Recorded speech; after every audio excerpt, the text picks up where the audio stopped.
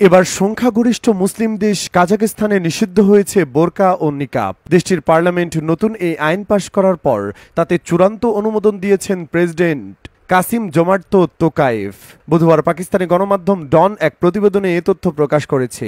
আইনে বলা হয়েছে, যেসব পোশাক মুখ শনাক্ত করতে বাধা দেয় সেগুলোকে প্রকাশ্যে নিষিদ্ধ ঘোষণা করা হয়েছে। কাজাখস্তানের জনসংখ্যার প্রায় 70% মুসলিম। সরকার বলছে, নিরাপত্তার কারণে এই সিদ্ধান্ত নেওয়া হয়েছে, কারণ মুখ ঢেকে রাখলে কাউকে চেনা কঠিন হয়, যা আইন শৃঙ্খলা রক্ষায় সমস্যা তৈরি করে। তবে এই নিষেধাজ্ঞার কিছু ব্যতিক্রম আছে, যেমন চিকিৎসার কারণে ঠান্ডা আবহাওয়ায়, চাকরির প্রয়োজন, সাংস্কৃতিক অনুষ্ঠান বা জরুরি সেবার কাজে মুখ ঢেকে রাখা যাবে। এর আগে কাজাখস্তানে ধর্মীয় পোশাক নিষিদ্ধ করা হয়েছিল। 2017 সালে স্কুল ছাত্রীদের হিজাব পরা বন্ধ করা হয়। পরে 2023 সালে শিক্ষকরা এর আওতায় আসে। উল্লেখ্য, এর আগে উজবেকিস্তান এবং কিরগিজস্তান একই ধরনের সিদ্ধান্ত নিয়েছে। এসব দেশে মৌলবাদ ঠেকাতেই এমন পদক্ষেপ নেওয়া হচ্ছে।